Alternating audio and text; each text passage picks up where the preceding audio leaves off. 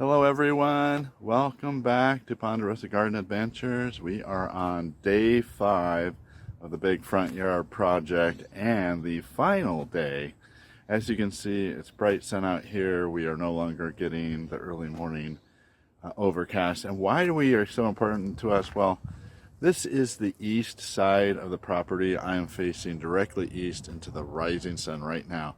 So this part of the garden gets early morning from literally from sunrise until afternoon, until like 1 or 2 in the afternoon. By then it's the heat of the day, it's the hottest part of the day. So this early morning is the best time to tackle this part of our garden, the east side of the property. And we're getting to the end of that. We have some warmer days coming, so we're coming, the window for doing this kind of work, strenuous work, is coming to close. Yes, we could, evening around 7 o'clock, we could come out around sunset and it's cooling off, but who wants to start a strenuous project like after dinner, right? So today's project, as you can see, this week I've started, actually I started Saturday, and it's now Wednesday. I've gotten all the way down to the very end here. This is where the property ends, right here. And so I just need to get this last little patch. I kind of left this because it's going to be hard. It's down around, I got to get inside here, down in and around the roots of that rose bush, and then get as far back as I can. I want to get at least to here where all this stuff is right along the edge here, and then as far in as I can. So it's not a really big patch, but it's probably going to take me a couple hours. So that will wrap it up for this, at least this part of the project. Now we are going to cover this and put some kind of barrier and then some mulch on top of that, and maybe even some potting soil and plant some stuff. But at first I want to leave this uncovered for a couple of weeks. I will water it down afterwards because I most certainly didn't get all of the weeds. So whenever I do a major weeding project like this, if I can, I like to leave it uncovered for another week or two, and then come back and pull any weeds that came up, and then I'm pretty sure I got 99% of them. Then I can cover it and put some mulch on. So it'll be a few weeks before we're totally done with this project. But in the meantime, let's get this last little patch weeded, and then we'll go from there. All right, let's get going.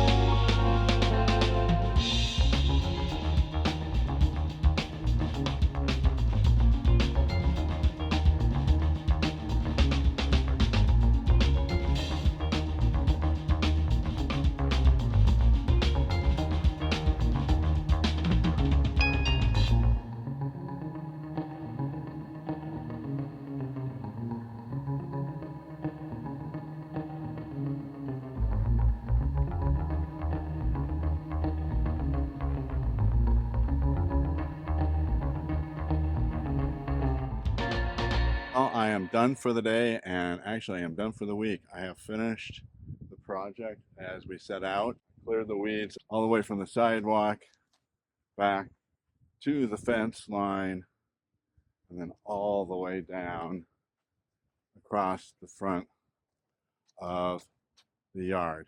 It's about 250 square feet, a pretty good chunk. So we're done for the day. Again, ideally, I would have liked to get all this area here, but that will come in good time. We just keep doing it in sections. Over here, you can see this area we did last year, and then I mulched it again, weeded it and mulched it again at the beginning of spring, late winter. So this is looking good. You see, if we can get this under control. So as I said, we'll be back out in another week or two. I'll be back out. I'll do a garden 20 and pick any weeds that pop up in the meantime, and then we'll be covering this and mulching, planting some ground cover along here. We're talking about different ideas. Stay tuned. We'll have episodes on those, but we're done for today. And I also want to say this is one more thing.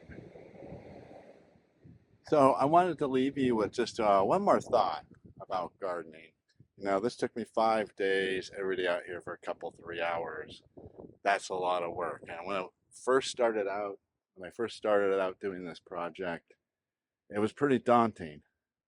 And, you know, the thing about gardening is that it's never finished. You know, it's not like knitting a scarf. The scarf is done.